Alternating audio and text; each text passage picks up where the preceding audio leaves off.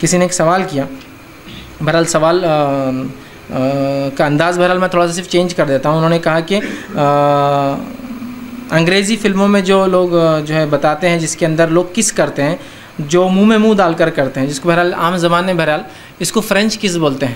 ٹھیک، یہ تفصیلات میں اس لیے جا رہا ہوں کہ پھر میں طالب علم ہوں، یہ تمام چیزیں ہمارے اسٹڈیز میں پارٹ ہوتی ہے، اس وجہ سے یہ شخصیت سازی میں اور اس میں بہرحال تو اس کو فرینچ کس بولتے ہیں. تو انہوں نے کہا کیا ایسا بوسہ لینا، اردو میں احترام کی زبان میں آ رہا ہوں، بوسہ لینا فرینچ اعتبار سے کیا یہ درست ہے؟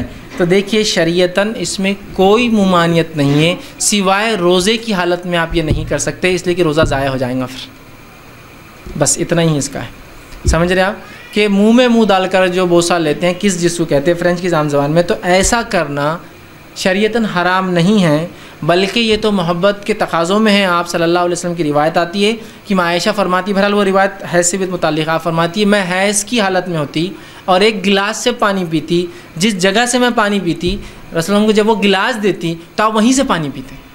پھر وہ فرماتی میں حیض کی حالت میں ہوتی اور جس بوٹی کے جس ہڈی کے جس حصے پہ سے گوشت کھاتی اسی حصے سے وہیں سے آپ سن کھاتے. حیض کی حالت میں ہوتی، مطلب حیض میں عورت ناپاک نہیں ہوتی، یہ بتانا بھی بہرحال ایک چیز یہ بھی آ گئی. دوسرا ظاہر سی بات ہے جہاں سے عورت پانی پئیں گی تو لعاب لگ جائیں گے نا. ٹھیک، اور یہ بات یاد رکھیے تھوک جب نکلتا ہے منہ سے تو غلاظت ہے، منہ میں جب ہوتا تو پاک ہے. یاد رکھ، اس لیے کہ آپ سامنے کئی بچوں کو کھجور چبا کے منہ میں ڈالا، ان کی کئی بچوں کو آپ دم کرنے کے لیے اور بڑوں کو پھونکتے ہیں اور دم میں ایسا پھونکا جاتا ہے اس میں تھوک اڑتا ہے. بہت سے لوگ بولتے تھوک بولے تو نہیں، یہ بھی دم کرنے کے طریقے میں کہ ایسا پھونکا جائے جس میں تھوڑا سا تھوک اڑنا، تو اس سے پتہ چلا لعاب ناپاک نہیں. اسی طرح کچھ صحابہ کو تکلیف تھی، آپ نے اپنا لعاب نکال کر اس پہ لگا دیا، اس سے پتہ چلا لعاب ناپاک نہیں ہوتا ہے. تو لہٰذا اگر کوئی اس طرح سے کرے تو شرعی اعتبار سے اس میں کوئی خبات نہیں، کوئی مانع نہیں تھی، بلکہ محبت کا تقاضا ہو سکتا ہے. لیکن یہ بات یاد رکھیے روزے کی حالت میں ایسا کرنے سے روزہ ضائع ہو جائیں گا، اس لیے کہ جب ایک آدمی کا تھوک دوسرے آدمی منہ میں جائیں گا تو روزہ اس کا اس سے ٹوٹ جائے گا.